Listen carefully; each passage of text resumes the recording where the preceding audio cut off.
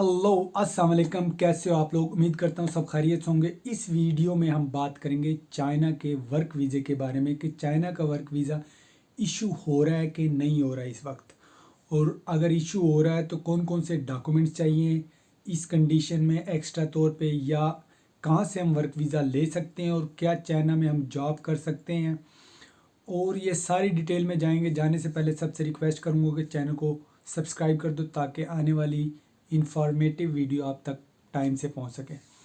China बहुत प्यारा country है, बहुत अच्छा कंट्री है। जो लोग यहाँ आए हुए हैं उनको पता ही होगा, जो नहीं आए तो आपको मैं इतना कह सकता हूँ कि ना तो ये अमेरिका से भी कम है, ना ये कनाडा से कम है, ना ये ऑस्ट्रेलिया से कम है, ना किसी यूरोप से कम है।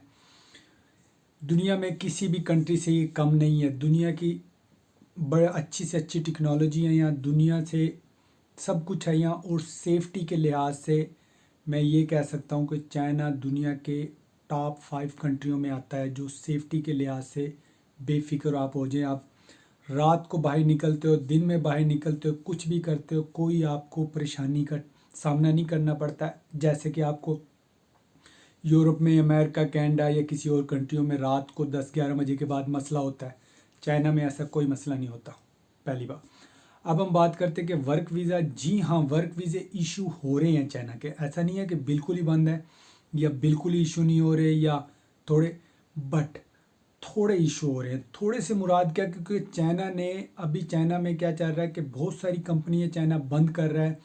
जो छोटी कंपनियां थी, जिनके टैक्स क्लियर नहीं थे, जिनके आप कह सकते हो कोई ग्रोथ नहीं हो रही थी, या पिछले 2-2 साल से बंद पड़ी थी, या जिस सिर्फ सिर्फ कंपनी रजिस्टर्ड थी बट उनके ऑफिसेज नहीं थे, या कागज़ों में जो कंपनियां थी, ये सारी कंपनियों के वीज़े वो रिजेक्ट कर रहा है। सिर्फ उन कंपनियों के वीज़े इशू हो रहे हैं जो कंपनियां प्रॉपर वे में चलती हुई उनको नज़र आ रही हैं, तो सिर्फ उनके हो रहे हैं। बाकी किसी के वीज़े इशू नहीं कर रहे, रिजेक्ट हो रहे हैं। डॉक्यूमेंट्स अगर निकल भी आते हैं तो सम टाइम एम्बेसी रिजेक्ट कर देती है, सम टाइम आप यहाँ आते हो, यहाँ के जब रेजिडेंट परमिट अप्लाई करते हो तो तब हो जाता। तो ये बहुत सारे लोगों को इस वक्त चाइना में फेस करना पड़ रहा है वीज़ों के लिहाज से। बहुत लोगों के रिजेक्ट हो गए हैं, बहुत लोगों के वीज़े लग नहीं रहे, बहुत लोग अप्लाई नहीं कर रहे, बहुत लोगों को कंपनियाँ नहीं मिल रही। ये सारा क्योंकि चाइना का जो वर्क वीज़ा है वो कह सकते हो आपके आज़ाद काइंड वर्क वीज़ा है। आपको बाय करना पड़ता है as a Pakistani, Indian, Bangladeshi, आप कहीं से भी बिलोंग करते हो, अफगानिस्तान, ईरान, तो आप चाइना का वर्क वीज़ा बाय कर लेते हो। बाय करने के बाद आप आज़ादी से जहाँ मर्ज़ी चाइना में घूमते फिरते रहते हो। कोई वो नहीं है, कोई अपना कोई पर्सनल बिजनेस के तौर पे अगर कोई काम करते हो वो भी कर सकते हो, बट थोड़ा सा हाइड हाइड एंड सीक वाली कंडीशन में आप जॉब भी कर सकते हो। कोई दूसरी, या आपका कोई अपना बिजनेस है वो भी है, देख सकते हो। बट वीज़ा आपका वर्क वाला होना चाहिए।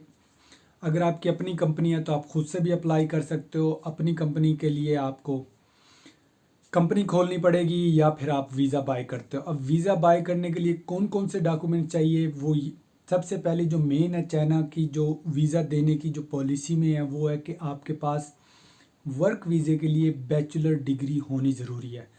आपके पास बैचलर डिग्री होगी, और बैचलर डिग्री आपकी 2 साल पहले पास आउट हुए हो, कि 2 साल का एक्सपीरियंस भी आपके पास हो, तब आपको वर्क वीज़ा इशू होता है। ऐसा नहीं है कि वो आपके पास अगर बैचलर डिग्री नहीं है तो आपको वर्क वीज़ा नहीं मिलेगा, मिलता है ऐसा भी। बट 70% जो रेशो है वो बैचलर डिग्री के साथ ही आपको वर्क वीज़ा मिलता है।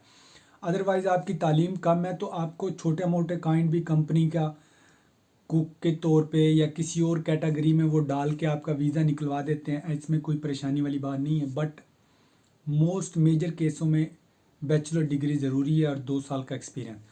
उसके बाद आपके पास पासपोर्ट हो आपका, आपके तस्वीरें आपको देनी पड़ती हैं, आपकी बैचलर डिग्री हो, एक्सपीरियंस लेटर हो आपके पास, पुलिस करेक्टर सर्टिफिकेट हो, और वो police character certificate Chinese embassy से अटेस्ट हुआ हो। वो अगर आप पाकिस्तान से हो तो आप जाते हो एम्बेसी, एम्बेसी जाके उसकी फ़ीस है कोई 5-6 हज़ार रुपया, वो दे के वो आपको 3-4 दिन में अर्जेंट पे दे देते हैं, हफ्ता 10 दिन में आई थिंक नॉर्मल में दे देते हैं। तो वो एक स्टिकर लगा के उस पुलिस करेक्टर सर्टिफिकेट पे दे देते हैं, और उसके बिना फिर लगता नहीं है आपका वीज़ा, वो लाजमी आपको अटैच करवाना पड़ता है। उसके साथ आपका मेडिकल बनवाना पड़ता है, जो चाइनीज़ एम्बेसी ने अलाउ जिसको किया हुआ है, वो भी आप ऑनलाइन चेक कर सकते हो एम्बेसी की साइट पे कि कौन सा हॉस्पिटल है, या कोई चाइनीज़ हॉस्पिटल आई थिंक, वो वहाँ से आपको मेडिकल कराना पड़ेगा। ये सारी चीज़ें आपको अपने एजेंट को देनी पड़ेंगी। एजेंट आपके लिए वर्क वीज़ा अप्लाई करेगा, आपका इनविटेशन निकल के आएगा। इनविटेशन वो आपको पास सेंड करेगा। वो इनविटेशन आपको सारे ये डॉक्यूमेंट्स की कापियाँ और ओरिजिनल भी साथ लेके एम्बेसी जाना पड़ेगा। एम्बेसी नहीं तो आपको गैरी ऑफिस जाना पड़ेगा, जेरी ऑफिस जाना पड़ेगा। जेरी ऑफिस में जाके आप सारे डॉक्यूमेंट्स वहाँ जमा कराओगे। जमा कराने के साथ फीस है जो भी गैरी की, वो आपको सबमिट करवानी पड़ेगी। सबमिट करवा के वो आपको टाइम दे देंगे 10 दिन 20 दिन का। मोस्टली आजकल 20 दिन का एक टाइम दे रहे हैं। तो 20 दिन बाद आपको वो एक रसीद होगी, उस पर जाके आपको अपना पासपोर्ट कलेक्ट करना पड़ेगा। ये उस सूरत में है अगर आप जिस कंपनी से वीज़ा ले रहे हो वो कंपनी इस वक्त रनिंग पोजीशन में। इस वक्त पहले क्या होता था, हर किसी का वीज़ा लग जाता था, अब ऐसा आजकल नहीं हो रहा। आजकल कंपनी थोड़ी सी रनिंग पोजीशन में अच्छी होनी चाहिए, टैक्स क्लियर होना चाहिए, कोई मसला ना हो कंपनी का, देन आपका वीज़ा एम्बेसी लगा के दे रही है। देन जब एम्बेसी से वीज़ा लग जाता है तब आपको टिकट करानी पड़ती है। टिकट करा के आप चाइना आ जाते हो, एम्बेसी से के थ्रू ही आते हो। एम्बेसी एक दिन पहले जाके आपको टेस्ट कराना पड़ता है, 14 दिन का क्वारंटाइन करना पड़ता है। क्वारंटाइन करके आप जिस सिटी से आपका वीज़ा निकला हो आपको वहाँ आना पड़ता है। वहाँ आके आपको 10-15 दिन के अंदर दोबारा से, क्योंकि पाकिस्तान से जो वीज़ा मिलता है वो 30 दिन का वीज़ा 3 महीने के लिए वैलिड होता है, बस एंट्री के बाद 30 दिन के लिए वैलिड होता है। 3 महीने इसका वैलिड होता है कि आप पाकिस्तान से ट्रैवल कर सकते हो। जिस दिन आप चाइना में लैंड करते हो उस दिन आपके पास 30 दिन होते हैं। देन आपको सेम यही डॉक्यूमेंट्स लेके अगेन इमिग्रेशन ऑफिस जाना पड़ता है। इमिग्रेशन ऑफिस जाके आपको अपने वीज़े की रेजिडेंट परमिट के लिए आपको अप्लाई करना पड़ता है कंपनी के कॉन्ट्रैक्ट के साथ। एंड देन वो रेजिडेंट परमिट के लिए आपका वीज़ा 1 साल का लगा आता है। 1 साल 2 साल ये डिपेंड होता है कि आप कंपनी कौन सी है आपकी और कितना लंबा लॉन्ग प्रोसेस। 2 साल का भी लगता है, 5 साल का भी लगता है, बट मोस्टली आप कह सकते हो 70% साल का ही वीज़ा लगता है।